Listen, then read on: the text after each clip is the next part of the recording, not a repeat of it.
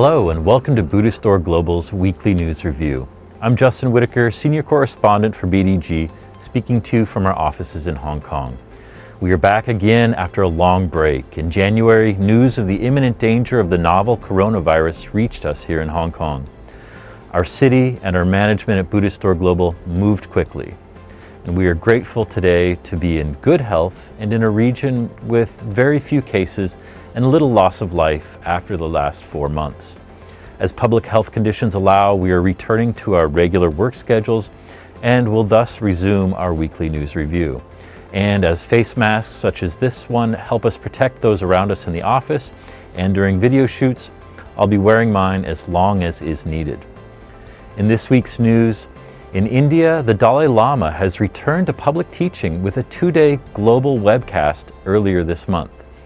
Following a 4-month break from public engagements because of COVID-19, His Holiness the Dalai Lama gave a 2-day virtual public teaching on May 16th and 17th from his official residence in Dharamsala, northern India, drawing from the Precious Garland text by the Buddhist scholar Nagarjuna. In his first ever teaching without a physical audience in front of him, the Tibetan spiritual leader's 2-day exposition on chapters 1 and 4 of the Precious Garland was shared with the world live, along with general advice for people coping with the difficult living conditions brought on by these challenging times. The teaching was given in Tibetan, with translations available in Chinese, English, and several other languages.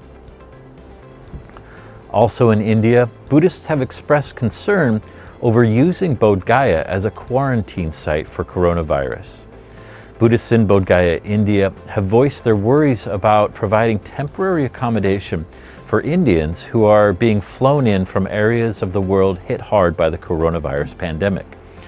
The International Buddhist Council, the body representing more than 50 Buddhist monasteries in Bodhgaya and the surrounding area, has issued a statement requesting that proposed quarantine sites, which include temples and monasteries, not be used and that Indians returning from abroad be housed elsewhere. In a letter to Nitish Kumar, the Chief Minister of Bihar, the Indian state in which Bodhgaya is located, the General Secretary of the International Buddhist Council, Bhikkhu Pragyadeep, cited possible health hazards for Bodhgaya locals, as well as disruptions to tourists and pilgrims due to the presence of the repatriated Indians. In Nepal, Mount Everest is visible from Kathmandu for the first time in decades as the COVID-19 lockdown clears smog.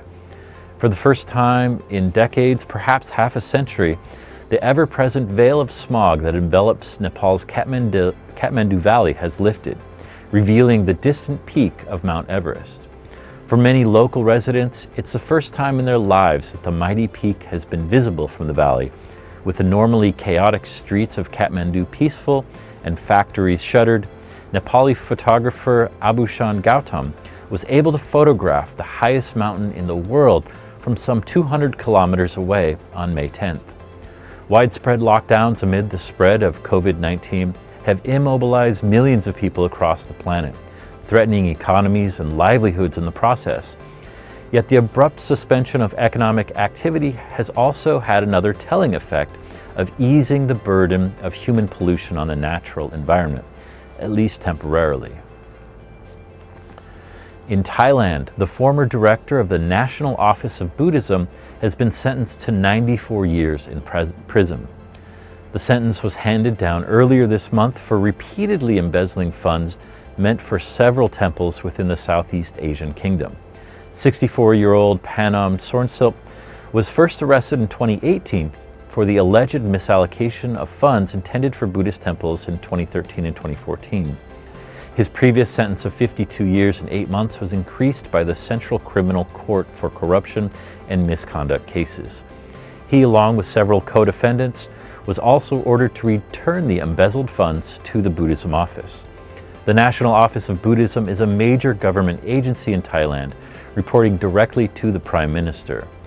The office is responsible for the state oversight of Buddhism, the kingdom's largest religion, with approximately 95% of Thais as adherents. In 2017, Sornsilp was replaced by Pongporn Pramse, a former policeman who has vowed reforms within the office and in the financial accounting of temples across Thailand. And lastly, in Korea, Buddhists have canceled their famed annual Lotus Lantern Festival as pandemic caution lingers. The festival was canceled as a precautionary measure following a recent cluster of COVID-19 infections in the Korean capital of Seoul. The Association of Korean Buddhist Orders, whose members include the Jogye Order of Korean Buddhism, South Korea's largest Buddhist order, stated during a press conference on 19th of May that the popular Buddhist festival would be canceled as a precautionary measure in light of the recent spike in local COVID-19 transmissions. The festival had already been postponed from the end of April and was scheduled to begin on the 23rd of May. The Lotus Lantern Festival has a history that stretches back more than 1,200 years to Korea's ancient Silla period and has been designated by the Korean government as one of the nation's intangible cultural properties.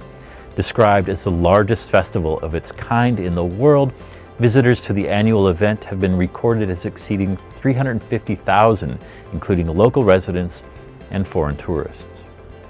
That is all for this week's BDG News Review.